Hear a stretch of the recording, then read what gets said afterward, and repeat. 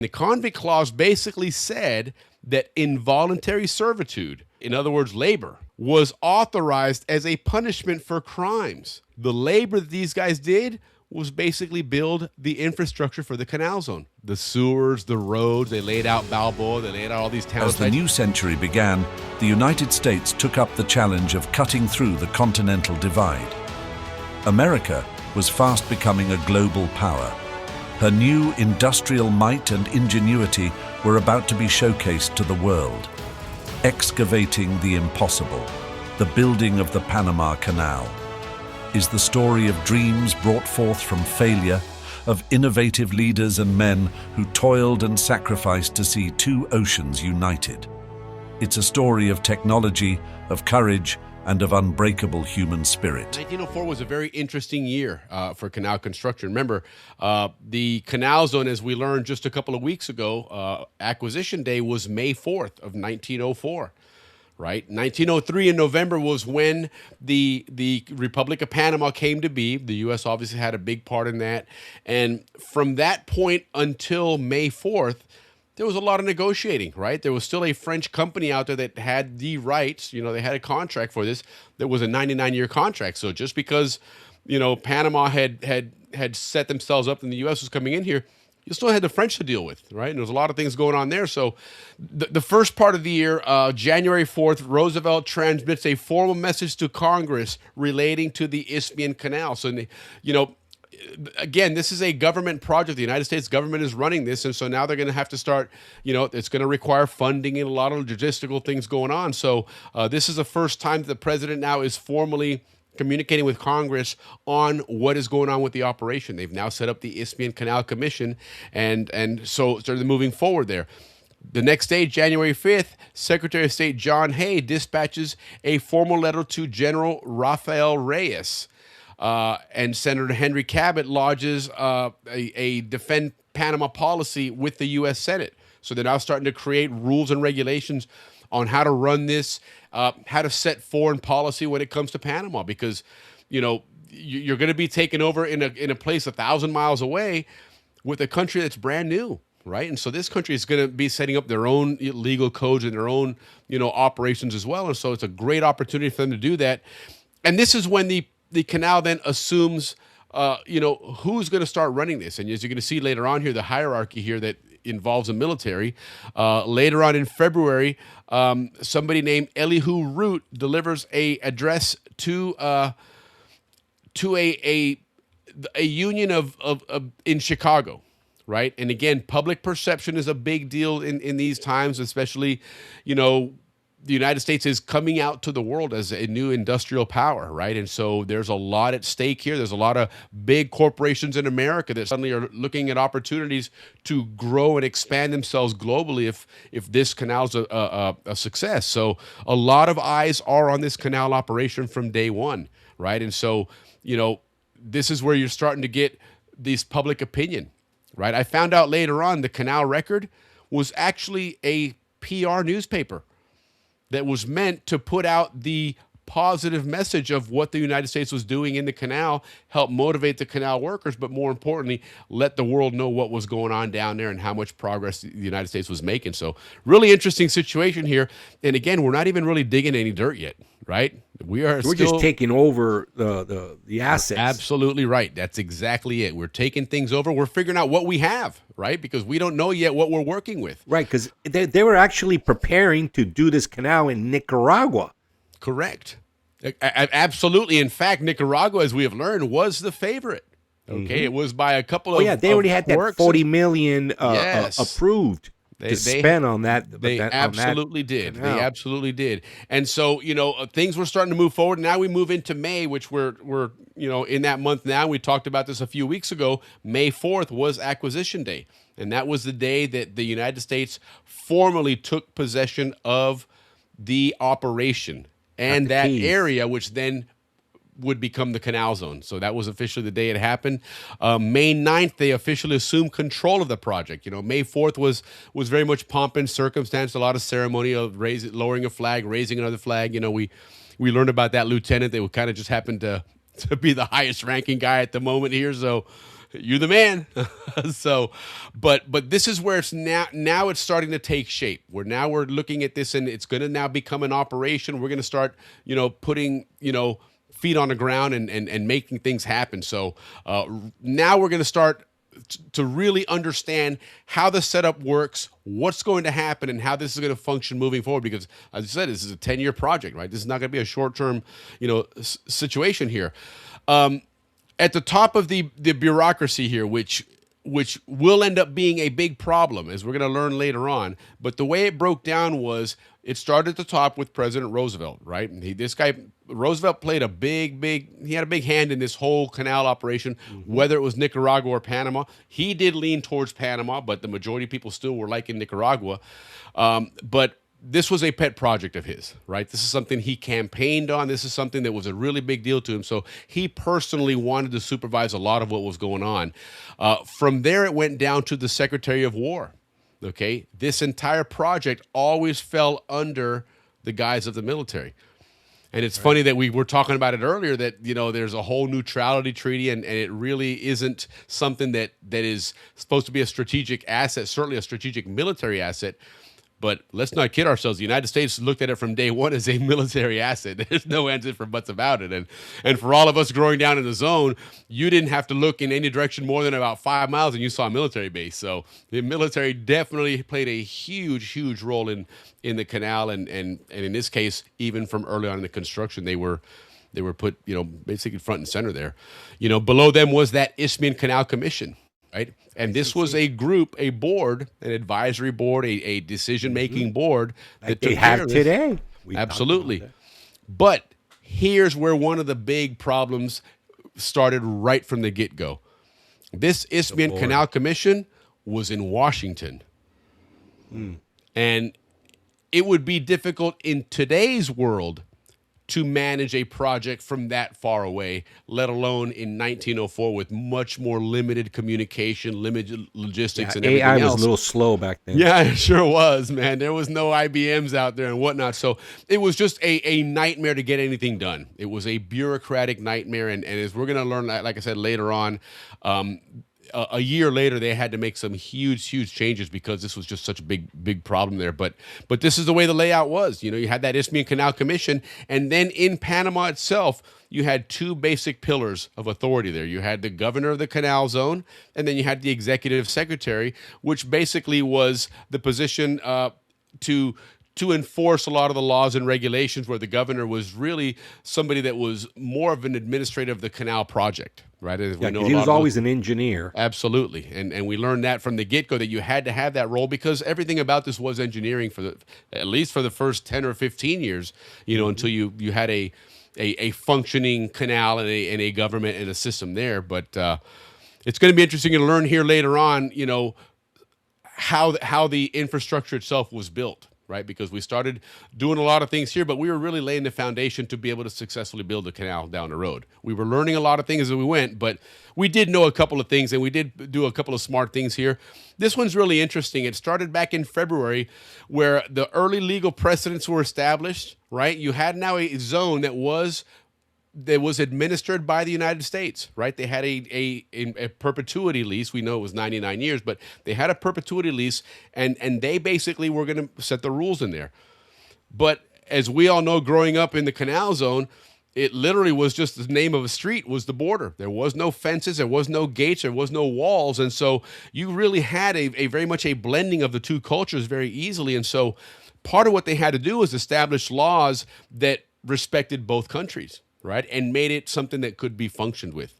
And that's what they started doing here. On May 9th, there was an executive order that mandated the Civil Code of Panama is continued in force in the canal zone, because you had a lot of people coming across, not as many back then because they did have a very much a divided, workforce, I guess. But eventually, certainly when we grew up there was a lot more free movement of back and forth between Panama and the United States. And so it made sense to have overlapping, legal codes, right? It just really, really made sense to do that. But guess what? It's the birthday of the Canal Zone Police. So they set them up. They took a bunch of people, former Army. I think 90% of them were former Army, because of obviously the structure, the discipline, and everything else. And it made sense to get something new, started out there. And then the other big piece. What, your dad is an example of that. He was former Air 100%. Force. Yep, that's exactly right. 100%. And a lot of other folks that did that went from military to the Canal Zone Police. The other really big thing involving law enforcement and the Canal Zone, which was really, really big in establishing the Canal Zone, was on September 3rd, they put in a new penal code for the Canal Zone. And one of the biggest pieces of that penal code was the convict clause. Okay, and the convict clause basically said that involuntary servitude, right, in other words, labor, was authorized as a punishment for crimes. Okay, and what they did, the labor that these guys did, was basically build the infrastructure for the Canal Zone. The sewers, the roads, they laid out Balboa, they laid out all these town sites. That construction was not done by the canal construction workers. It was done by convicts. And part of your sentence was to build the Canal Zone. So that was kind of interesting that they came up with that rule there to make that change there. The other big thing that they started doing, obviously, as we know, one of the big reasons that the French project failed was you couldn't keep people alive. It was just, what did we learn about the first chief engineer? Wallace. He arrived with a coffin. So that was the thought process of going to Panama was, man, it's a coin flip whether you're going to make it out of there alive. You're going to make it alive. Yeah, certainly, and unfortunately, the French and everybody prior to the United States coming in thought that it was, yellow fever, malaria was caused by bad air. And they finally realized, through Gorgas and what he had learned in Cuba, earlier on, that no, that it's through these mosquitoes. And so June 30th is when the formal efforts started to kick off for the United States to start to eradicate yellow fever and malaria by controlling the mosquitoes. It really didn't go into full swing until 1905, as we're going to learn here, but it was now recognized that, hey, this can be beat. You just got to do it the right way, and you got to take the right approach. And this is one of the things that Gorgas is famous around the world for is his battles with mosquitoes and whatnot. So a couple interesting stats here when it comes to those mosquitoes. And the one that really sticks out to me was on the bottom there, the result of this. Okay, malaria death rates went from 16 people for every 1,000, which doesn't seem like a lot, but when you're bringing in 20, 30,000 people and you're losing 100, 200 of these people every couple of weeks or whatever, it's going to start costing money and just replenishing people, right? You got to start hiring people again.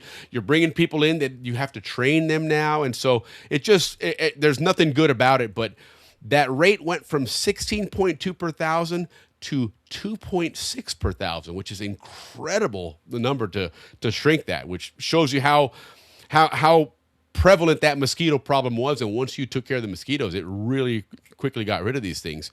The other thing about this, the benefit of this was a benefit to Panama itself, because mosquitoes don't know borders, right? And so you couldn't just eradicate mosquitoes in the canals and expect it to be fine if you had them all in Panama. So, they cleaned up the whole city. They and built repaved gutters the whole and city. everything. Yes. That was part of the deal. Absolutely that nobody was. speaks of.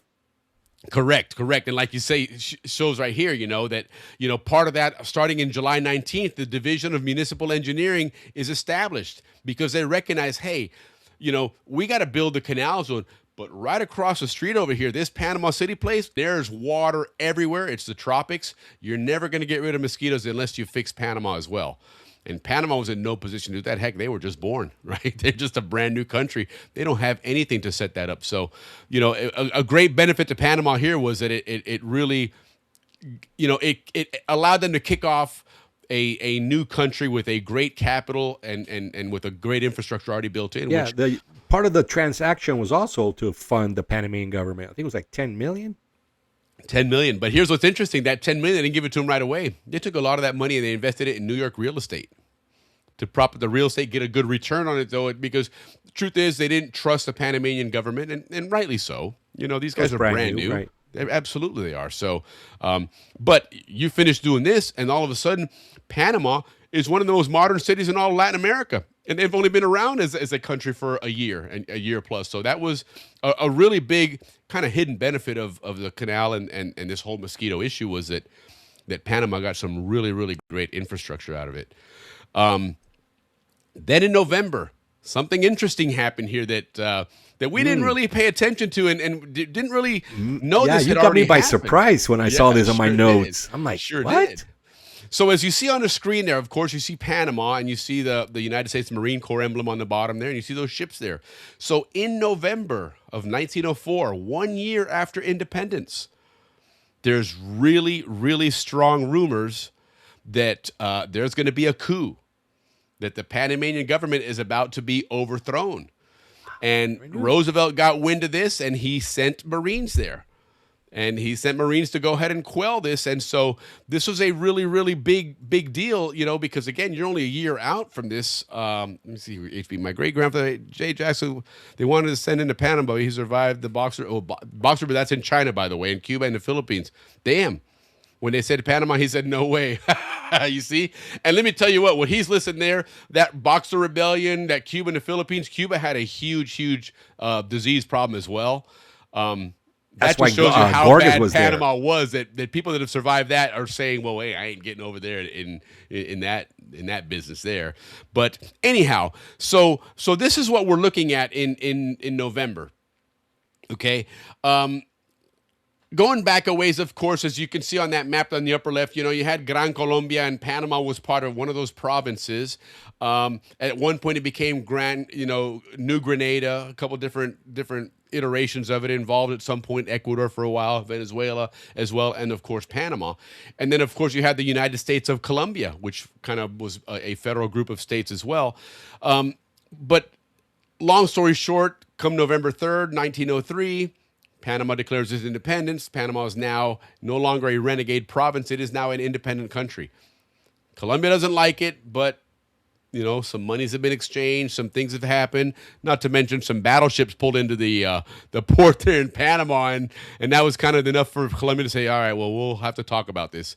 Well, the U.S. also paid Colombia $10 million. Sure did. It wasn't just taken from them. They got paid, even though Panama was an independent country, and the U.S. could have ruled and said, hey, sorry, F but you, we right? don't They recognize paid you. them off. But they still did it anyway, right? They still maintained some good order there.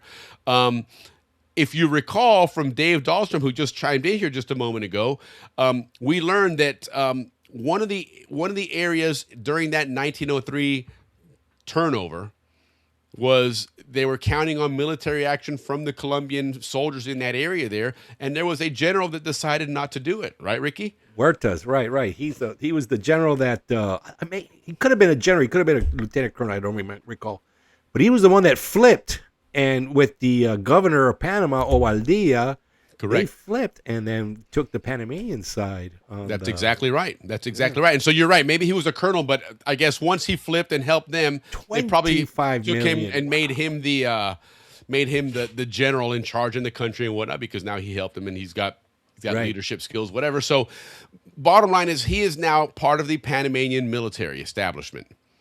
And and from what we've been reading, him and Amador, who was the first president of Panama, they had a warm, cold relationship, right? They worked together. It was almost the enemy of my enemy is my friend, I guess you could call it, right? Right. But as now a year's going by, things are maybe not turning out the way this guy might have liked. Who knows what the case is, but turns out that it looks like this General Huertas is going to attempt to overthrow the government. It kind of makes sense because remember, Colombia had a treaty with the U.S. in 1850, might have been a little bit earlier, right, to bring U.S. troops to Panama to protect Panama for Colombia. Yes. And no matter what happened, it'll stay Colombia. Now, Willie, Panama's always been protected by a world power. In the 1500s by the Spaniards. Panama's an asset. Then Bolivar, Simon Bolivar. It just shows what a big Colombia. asset Panama is. That somebody's always willing to protect it and step then up. the U.S. But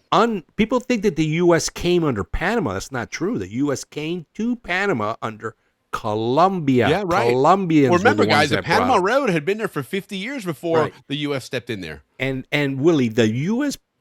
presence in Panama intervened 10 different times Yes, to help correct. Colombia maintain Panama They did. as Colombian. So Huertas was probably thinking, oh, these guys have 10 times They'll come and go. protected Colombia. I'm gonna, do this coup because I didn't know about this, but this makes Right. sense. Putting the dots together, Yeah. I'm gonna do this coup and take over and get rid of Amador, Guerrero, and Arango and those guys because those guys were a little bit aligned to the liberal movement that fought against the Colombian government. The Yeah. liberals against conservative. So Correct. kind of makes sense. Well, No, he it misjudged. does, and I mean the guy switched teams one time, so Yeah. you Once you switch teams, right. you've shown it. The loyalty's Yeah, not always Roosevelt said, "Nah, I don't think there. Yeah, he so." did. Roosevelt came back The in. and sent Panamanians Marines in there. were solid with us. We're sticking with the Panamanians. Yeah, And that was the first time then that the Panamanian government dissolved their military. And they said, hey, you know what? We're going to go ahead and let you guys protect us. We'll set up a police force, but we'll let you guys be our military and protect us there. And I mean, it made sense because the U.S. had their own vested interest, obviously, with the canal there. So it wasn't like and the it was railroad. an agreement that you could never, there are certain places you have these agreements, and well, can you really count on them to step in when the shit hits the fan? Well, you have the Panama Canal there, so you know the United States is going to step in no matter what. So it was an easy decision to make that change. But it was just really interesting that November, 1 year later, and here we're already talking about, hey, man, it's time for you already to a go, coup. He's just like, the Things paint changed hasn't in dried Panama, yet, man. Come on, give me a break, man. So, but that was, that again, 1904 was a very, very transitional year Wow, for Panama and for the Canal Zone. And the world, man. yes, because this for could have sure. gone any other. This could have gone so many different directions. I mean, it could have all ended up in Nicaragua. Absolutely. Nicaragua, and as we see now, maybe even Mexico down the road there. But bottom line is we get to December of 1904, and now we get that first annual report of the Isthmian Canal Commission. And this annual report became a big deal because, again, you're talking major money here. You're talking, major clout around the world, right? The whole world is watching, and so they want to make sure this is going on. And remember, what was the first thing that Roosevelt said when they came in there and they started this whole operation? Wasn't it blast, baby, blast, or something like that? Make the dirt fly. Oh, make the dirt fly. Yeah, Make yeah. the same thing, though, really. Blast, baby, blast, make the dirt fly. Either one. In other words, he's saying, we need this damn canal done, right? And they get to the end of the year. 27,000 tons of dynamite was used. So, that's a lot of blasting. It wasn't a weekend project. It wasn't no DIY project. But so the annual report comes out, okay?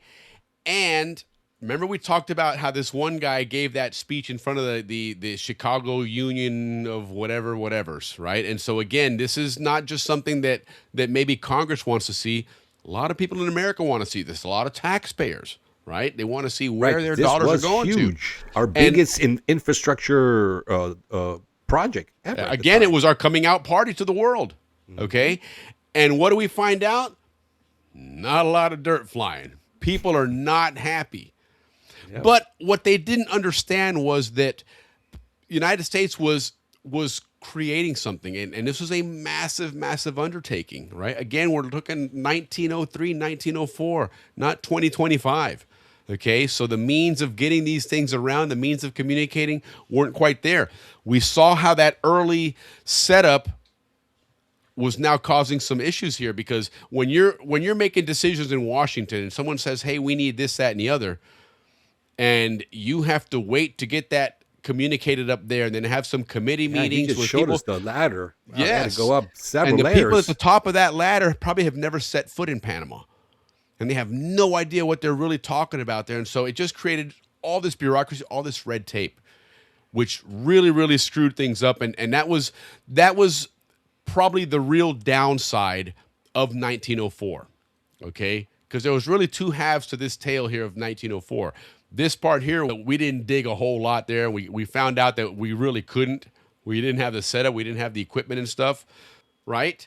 Because remember, we come into this thing off of a French operation. That $40 million was mostly to buy the French operation, right? Which included they their actually wanted equipment. 100 and something million. They They sure got did. shortchanged brutally. They sure did. They had a much better deal. In fact, you talk about some shortchanging deals. The deal that United States had with Colombia included revenue sharing on the canal.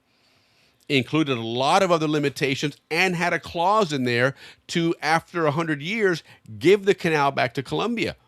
They were just greedy. And so, yeah, and they got more greedy, and finally the United States said, wait a minute, I got somebody here that'll take a hell of a lot less, and they'll be our friends for a long time, as we're seeing here 125 years later. They're still our friends.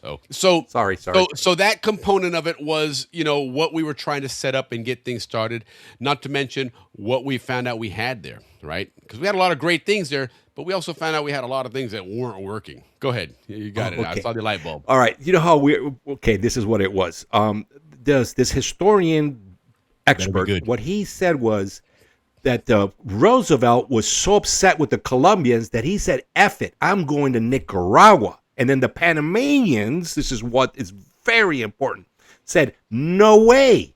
We wanted to do business with you guys before you go. Well, they wanted a country. The story is like the other way around. Like the United States tricked the Panamanians, and the Panamanians had to bite the bullet, and bullshit. They were on their way out, and they didn't want them to leave. So that's why 98 out of 100 voted to stick with the U.S. because they were on their way out to Nicaragua.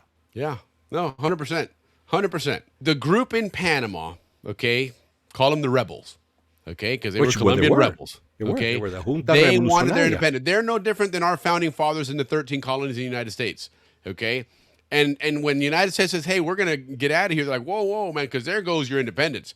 Because Colombia gets a canal in there, guess what? They're gonna beef up their military forces and everything else because that's a strategic point now. And plus, they already had that treaty with the U.S. You got it. So there goes any chance of Panama ever becoming independent.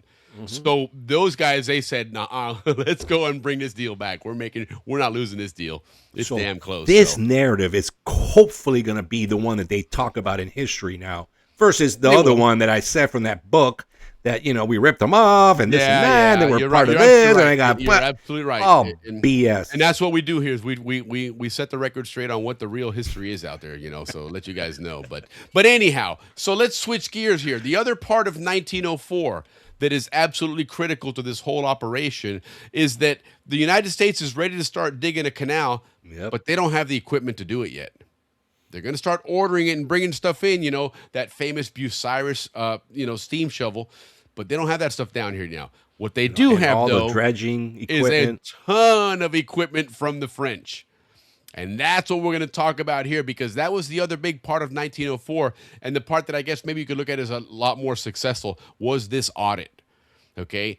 Because when we think of the audit, the most obvious things are like some dredges. We've seen pictures of those old, they call them those stair dredges or whatever, the bucket dredges that have, it's just a conveyor belt of buckets, going in a circle and scooping up and moving up and whatnot. Yeah, little tiny trains. They were, exactly. But it was nonetheless still equipment that was usable, right? The French did dig a pretty decent amount out of Panama, okay?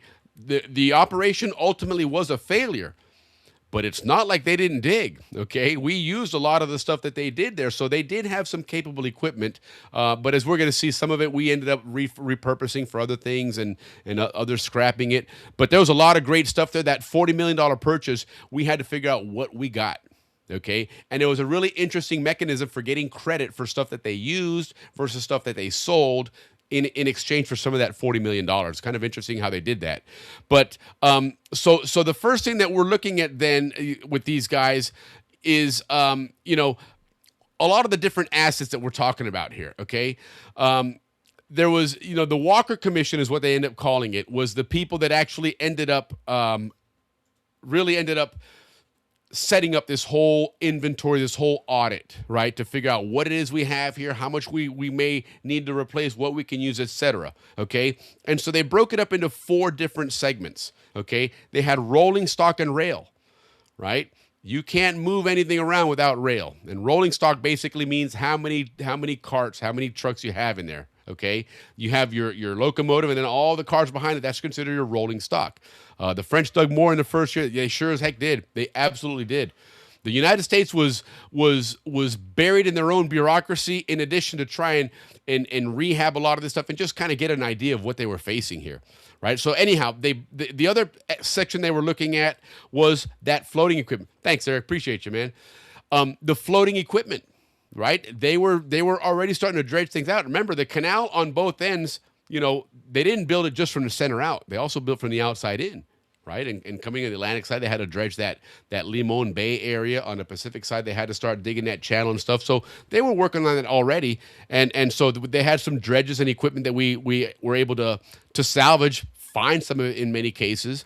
They had buildings and housing, and you're going to see here we found some incredible facilities that we rehabbed and used them, and a lot of the buildings, a lot of the early stuff that we had, we were using the French stuff, and then we later on would either rebuild it or whatever. But and not just housing for personnel. I mean, some warehousing and stuff. You're going to see some amazing stuff there, and then scrap metal and shop machinery. And this part is interesting because they actually had foundries in the zone where they would take a lot of this. I won't say a lot, but some of this French equipment that was not usable.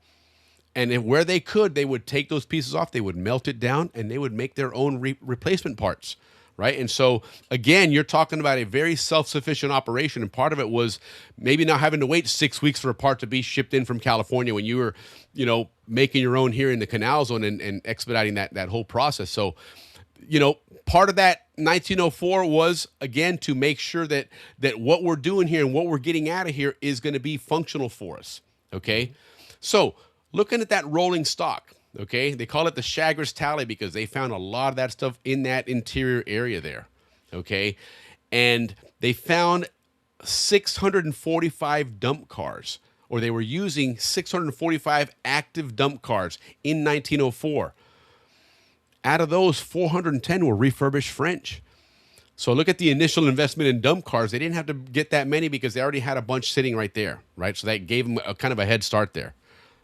They call those spoil trains too, right? Yes, absolutely. Absolutely. Because again, you envision these guys digging all this rock and stuff and they put it on a car. You got to take it somewhere. Okay. And out the causeway and Balboa. Listen, when we're playing football on Balboa Stadium, that used to be a swamp below us, right?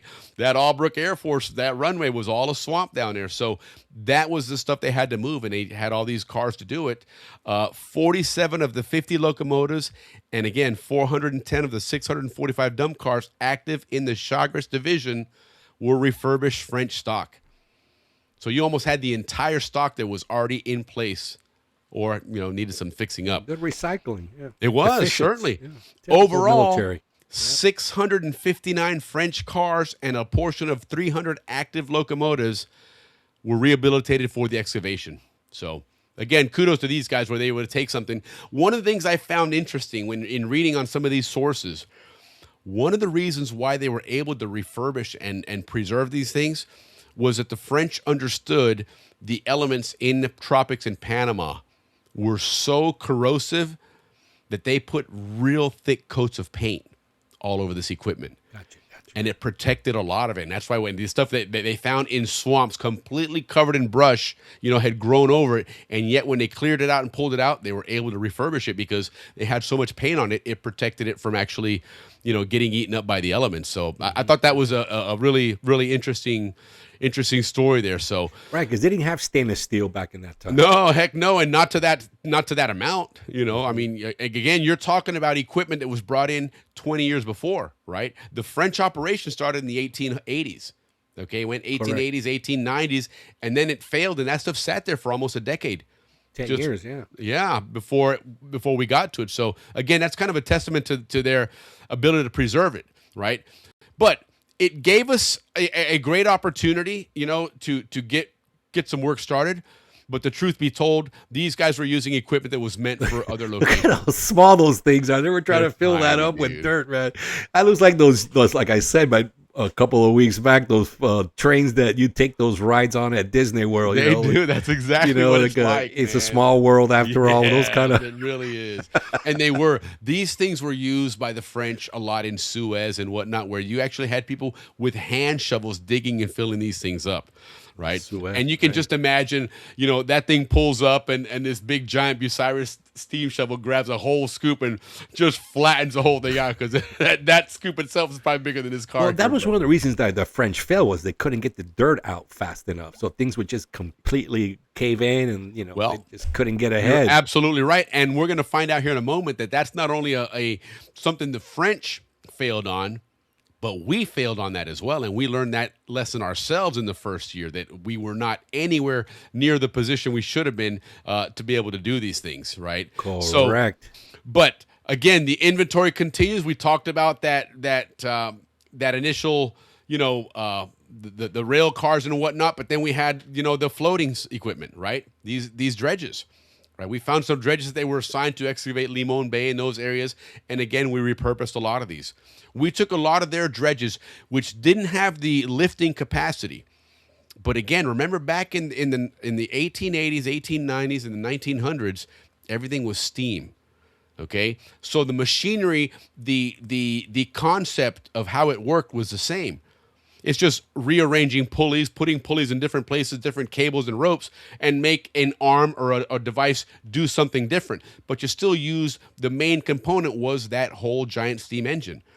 So they took a lot of these dredges, and they, as we learned last week, they ended up making them those sand dredges. They would have the big scoops on them, and they would be able to scoop up the sand, like the ones that went to Chama and dig up that sand and things like that. So, they may not have taken that dredge and put it back to work the way it was originally, but they used it anyway. It was still a big, valuable piece of equipment that they were able to repurpose for something else, which you're going to need anyhow. Part of that whole, dredging component, that whole operation there.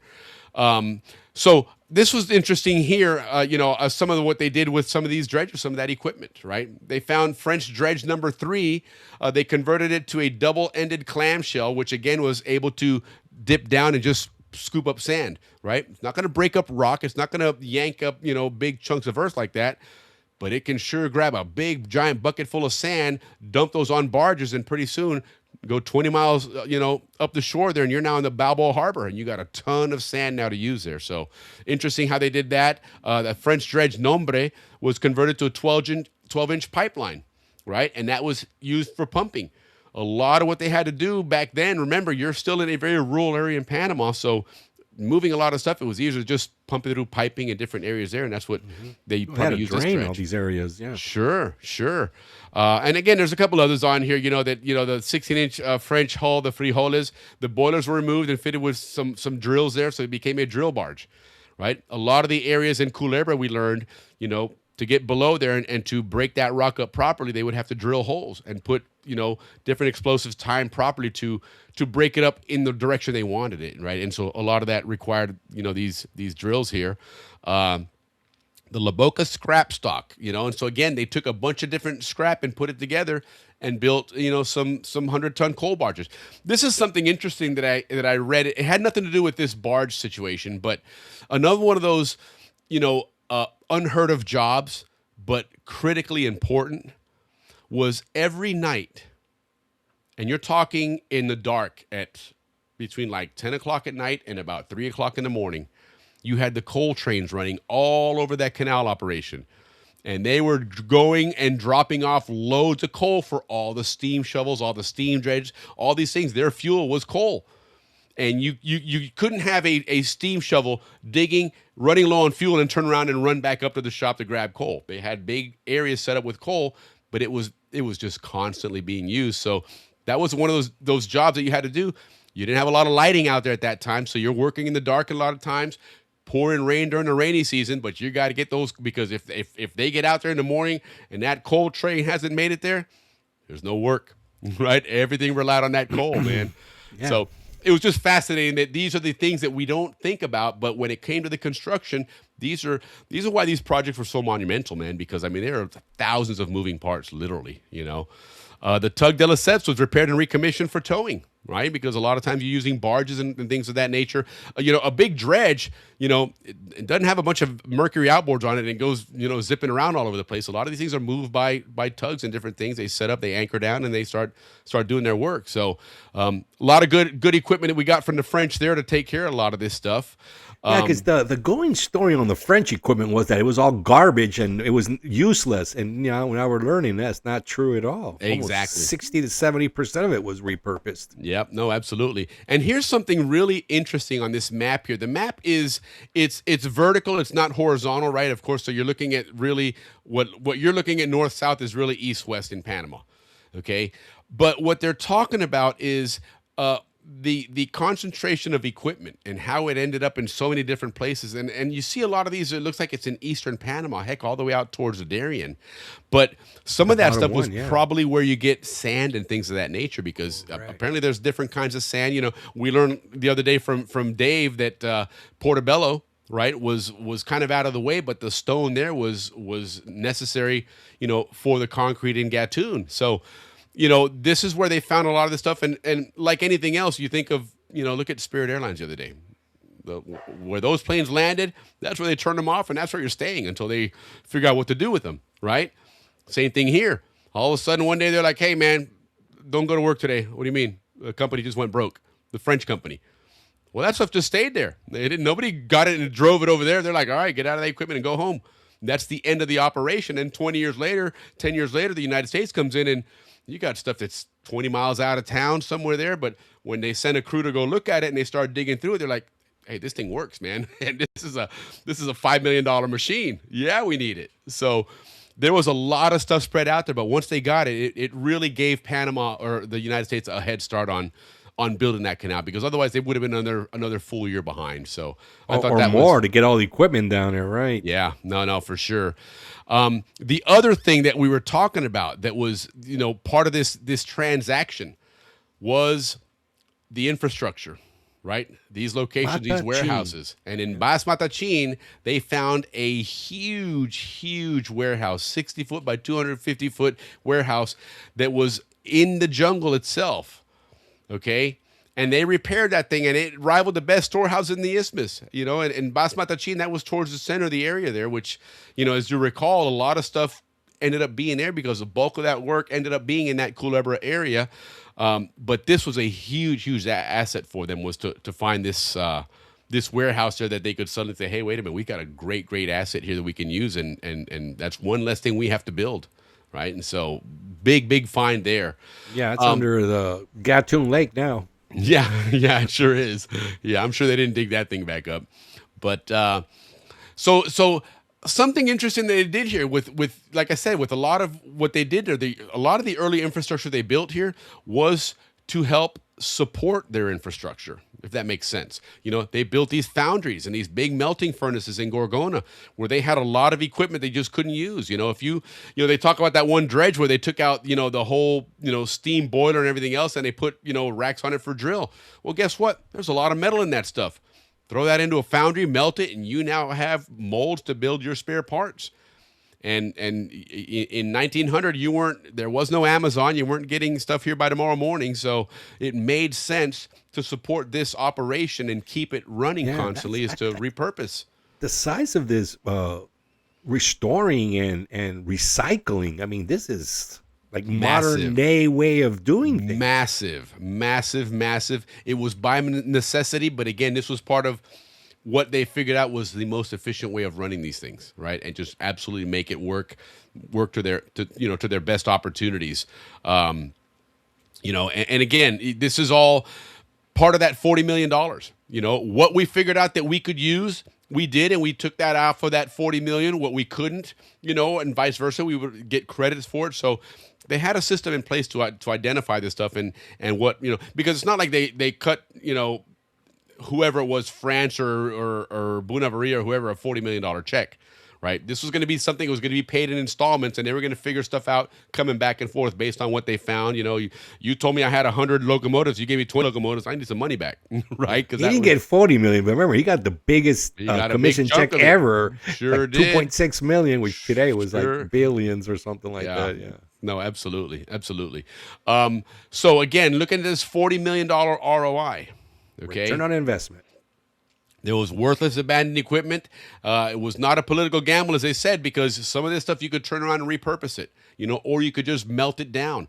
If you weren't going to do that, you could sell it as scrap, right? It's kind of interesting to look at this, from a lot of poor Latin American countries, but a lot of their construction early on sometimes is a little on the rickety side, and you never know where some of this stuff is useful to somebody else, who's building a country, right? That steam boiler may not be useful to the Americans in their construction, but there may be a place in Panama City that could use a boiler to run a small factory to make furniture or something, right? And so they're more than happy to buy that.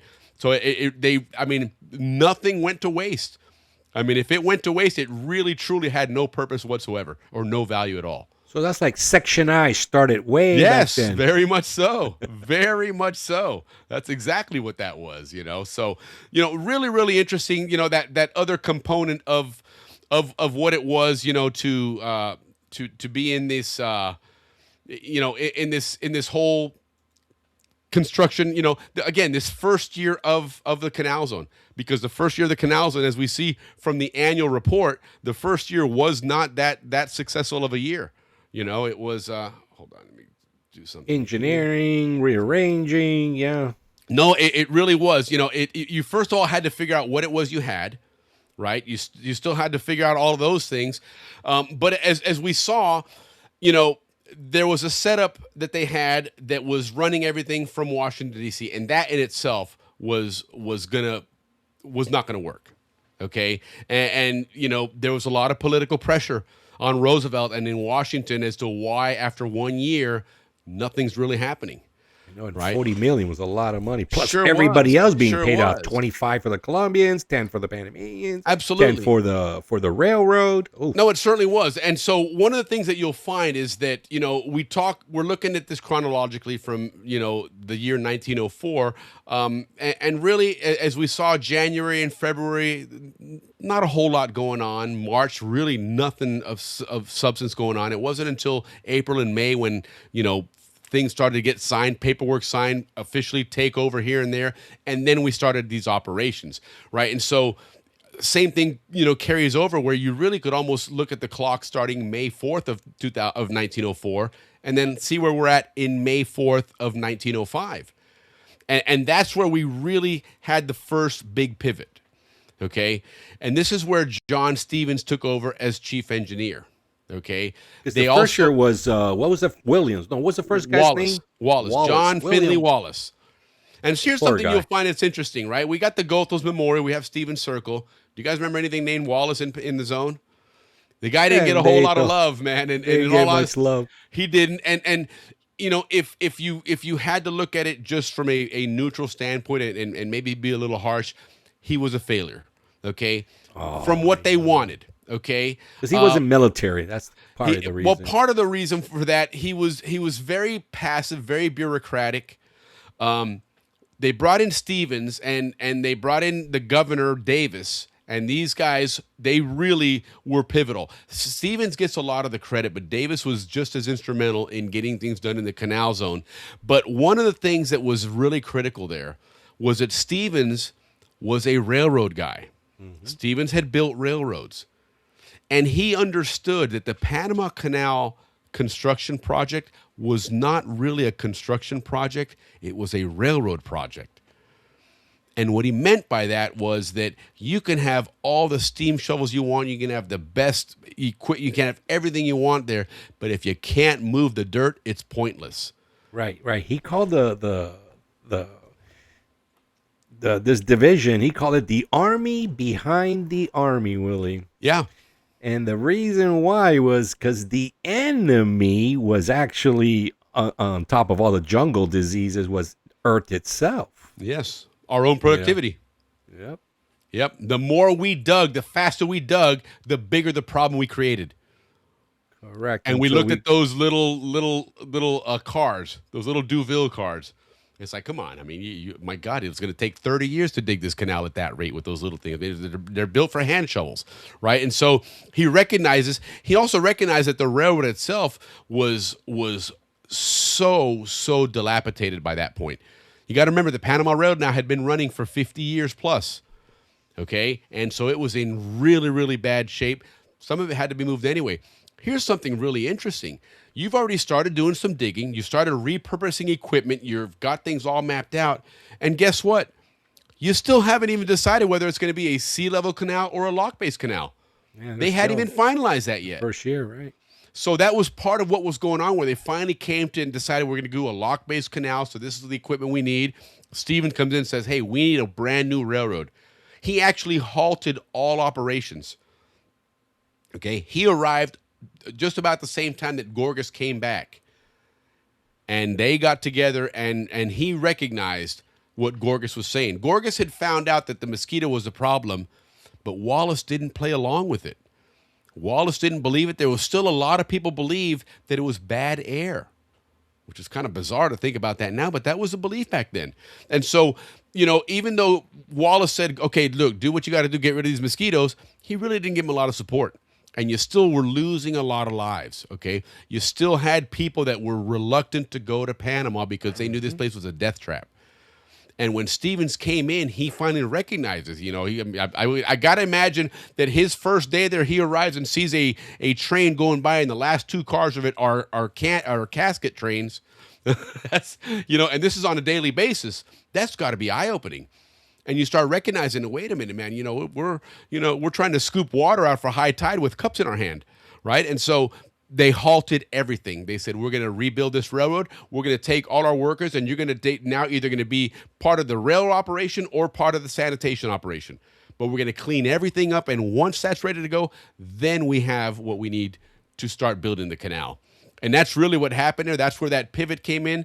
The other big issue that they took care of there was the Isthmian Canal Commission, and the head of this operation now was in Panama. It was no longer in Washington.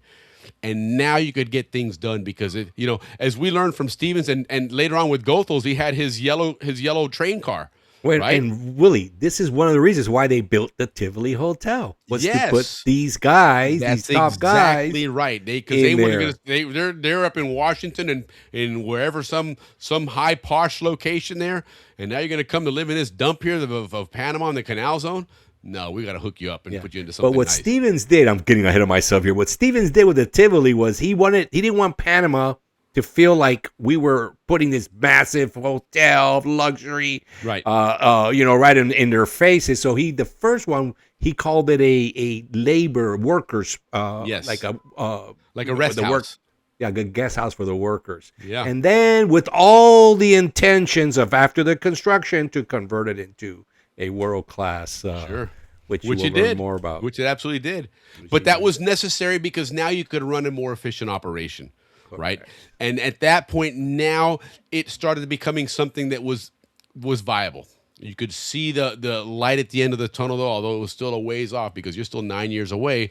But now you started putting in supply. Now you started getting the They got American a good foundation. equipment. Is what he did. They absolutely did. There was another section we were going to talk about, but we ran a little bit long tonight, which was the supply section, because that's something they did immediately. Okay, they set up, not immediately in 1905 when they did this whole pivot. They suddenly upgraded the whole Cristobal area, right, to bring in more supplies. In 1904, you had stuff sitting on the docks that was just rotting because they had no way of distributing it. You had supplies just going to waste because no way of moving it. No way of getting it out. And that was the problems they had. And so once they retooled everything, then it really started kicking off. So 1904 was not a good year in one sense, but it did establish a foundation. 1905, they recognized what they did wrong. That was the big issue with the French and de Lesseps. They kept insisting they were going to do it this way, come hell or high water. And, well, guess what? Hell and high water came, and they never finished it. Yeah, the Americans realized, hey, this ain't working, man. And Stevens came in, and for the next year, he really, really did upgrade the railroad and do all the things they needed to now have, what would be the real canal construction operation. Yeah. So, Stephen was quoted saying that the digging of the canal was an industrial war against geology. Yeah, it certainly was. It certainly was, and it was with unheard of technologies at the time. Right, nothing like this had ever been attempted. Oh yeah, all they had was steam shovels, railroads, dynamite one crews. Of the things, for example, which we're going to learn later on here, once construction really started kicking in, right, they were moving so fast that they were being slowed down by their inability to move the railroad tracks. to then be able to dig in the next section. That's when they developed We've those, all seen those- the pictures of all the guys. Yes, with and their they built hands. those exactly. And so finally, they made those cranes that they developed. They modified some of their own steam shovels to then be able to lift and move track, and suddenly expedited that. That became a new technology, a new way of doing things, and it really is fascinating to see how as they progressed, they developed new ways of doing things that made life a lot easier for these guys, because it was, like I said, the Canal Record really was a PR newspaper. It was designed to keep the world at, saying, hey, look what we're doing here, right? It also served as a motivational piece. One of the things that you'll see in the Canal Record is it started coming out, and didn't really come out until 1907 when they realized, what PR could do for them. But this was a weekly newspaper, the Canal Record. And while you're looking at the standings for the Yankees and the Dodgers and everybody else, you're also looking at the standings for the steam shovels and see which one was digging most this week. And that became big bragging rights in the canal. So they made it something that people took an active interest and ownership. You're right. That's right. They kept They up sure on that. did, because let me which tell of you the what, three sides, right, dude. If I'm part of Steam Shovel 229 and we're on the cusp of breaking that record this month, guess what? I'm getting there a little earlier with my crew to get going. Yeah, you're right. So you're right, it's just you're a right. great. I Great saw way to that too when motivate I them. researched. Yeah, Hey, what you a did a fun good job, way Willie. to construct, man. So yeah, Good I'm job on excited your for this, homework. man. Yeah. I'm really, really excited to do these. Every month it's just going to be a little piece. We got 10 years of construction. The first year we really had to establish where we were and how we switched over to this new format of working. Next episode, we're going to start looking at how the American component started to come into play, right? They started ordering all those steam shovels and all the larger trains. We're also going to look at the railroad, how they set up the railroad to be running in two directions, because that was the one key to this. Those steam shovels, when they were working, did not stop. You literally, as that train moved out, the next one pulled in and you filled that one up, and the next one came in, the next one came. You're talking 2,000 train loads a day. They were moving constantly. So this is where Stevens really brought his expertise in, was as a railroad man.